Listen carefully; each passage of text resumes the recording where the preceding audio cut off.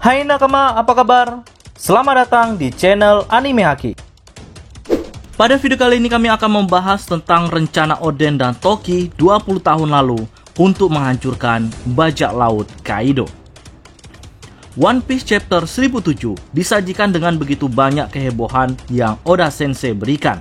Dimulai dengan Chopper yang telah berhasil membuat vaksin atau lebih tepatnya membuat virus baru untuk melawan virus yang diciptakan oleh Queen.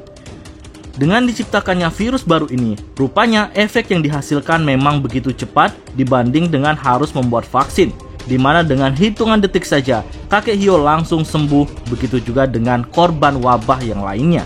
Misi Chopper ini rupanya membuat anak buah Kaido yang ada di ruangan tersebut langsung ingin menjadi anak buah Chopper. Karena bagi mereka, membela orang yang menyelamatkannya jauh lebih baik daripada harus terus diperbudak oleh bos yang tak punya hati. Di alur Wano ini, ada dua orang yang telah memiliki pasukan baru. Pertama adalah Otama dengan kekuatan dangonya mampu membuat para gifter menjadi pengikutnya. Begitu juga dengan Chopper dengan ilmu kedokterannya membuat ia mendapatkan anak buah. Itu artinya jumlah pasukan Kaido yang 30.000 sebagian berpindah ke aliansi samurai yang nantinya bisa saja pasukan dari Kaido dan aliansi samurai akan memiliki jumlah yang hampir seimbang. Nah, jika kita flashback beberapa alur belakangan, tak hanya Chopper dan Tama saja yang memiliki pasukan tersendiri. Tapi, bagi di alur Marineford telah memiliki pasukan dari para tahanan Impel Down. Lalu Usopp di alur Dressrosa juga telah memiliki pasukan berkat ia telah mengalahkan Sugar. Hingga Usopp mendapatkan julukan sebagai God Usopp. Nah, di One Piece Chapter 1007, tak hanya Chopper saja yang menjadi pusat perhatian fan One Piece, melainkan kemunculan Oden di akhir chapter lebih mengundang perhatian para fan One Piece. Pro dan kontra akan keaslian sosok Oden telah muncul sejak spoiler lalu. Kami juga telah membuat sebuah teori mengenai sosok Oden ini jika saja dia adalah palsu.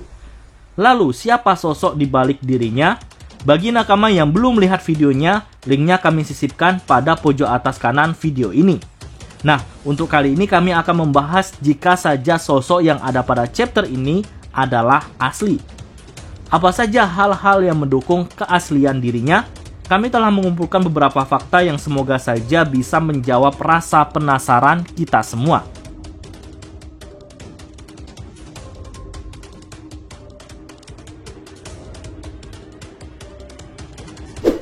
Oda Sensei dulunya pernah menyebutkan jika di alur Wano akan memunculkan sosok legenda.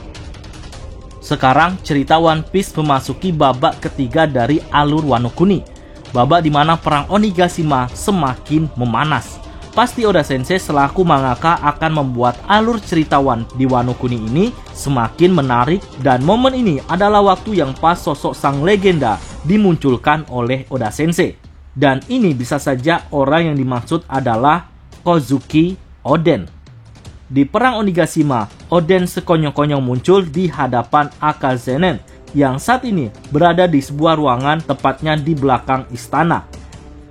Untuk saat ini yang paling masuk akal yang dimaksud oleh Oda Sensei kemunculan sang legenda adalah memang Kozuki Oden. Karena sampai sejauh ini belum ada legenda lain yang dimunculkan. Apalagi Kozuki Oden adalah legenda yang sangat kuat hubungannya dengan perang yang berlangsung saat ini.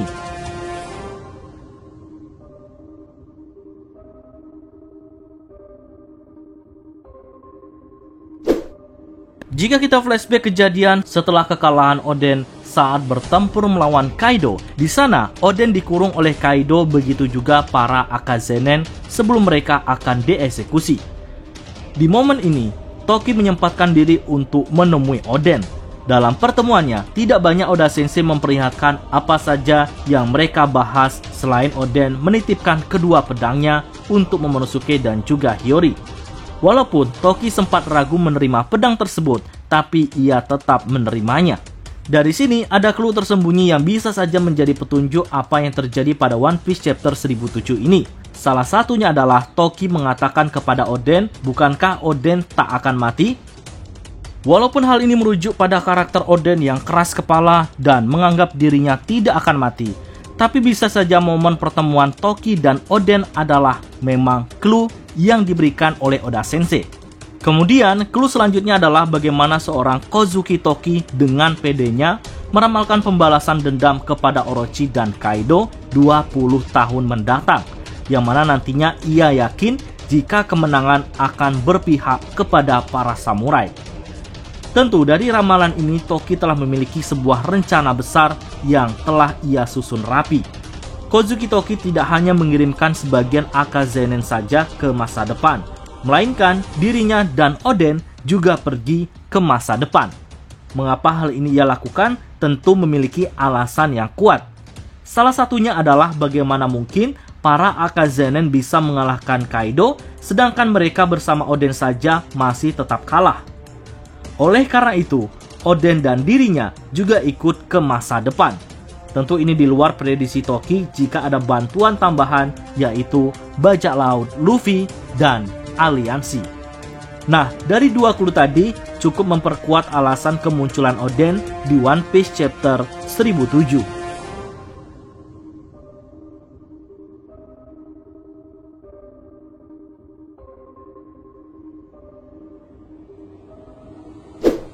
Kemunculan Kozuki Oden di One Piece chapter 1007 ini tentu tidak sendirian, melainkan bersama dengan Toki.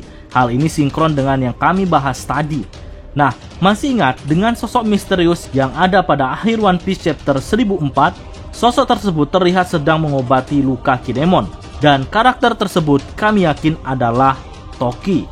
Jika kita perhatikan dengan seksama, tentu karakter ini bukanlah Oden, karena postur tubuh Oden besar tinggi lebih besar dari Kinemon. Tapi orang yang merawat Kinemon lebih kecil dari Kinemon dan juga tidak memiliki rambut toga seperti yang dimiliki oleh Oden. Penampilannya pun juga terlihat seperti seorang wanita. Hal ini diperkuat pada bagian penutup chapter 1004, wajah yang diperlihatkan sangat mirip dengan wajah wanita. Dan ini sangat masuk akal kenapa ia menangis melihat orang yang dekat dengannya terluka parah. Sedangkan rambut yang pada sosok misterius ini juga mirip dengan rambut Toki. Nah, itulah beberapa faktor pendukung yang menurut kami jika sosok tersebut adalah Kozuki Oden yang asli dan juga Kozuki Toki. Tapi perlu diingat, ini hanyalah sebuah teori yang tentu saja masih sangat besar peluang untuk salah. Apalagi seorang Oda Sensei seringkali membuat kejutan-kejutan yang sangat sulit untuk ditebak. Semoga saja dengan adanya teori ini dan teori kami sebelumnya memberi referensi bagi nakama semua untuk menentukan apakah dia adalah Oden yang asli atau tidak. Oke, sekian dulu pembahasan kali ini. Jika ada tambahan atau teori yang lain yang lebih masuk akal lagi, silakan isi pada kolom komentar.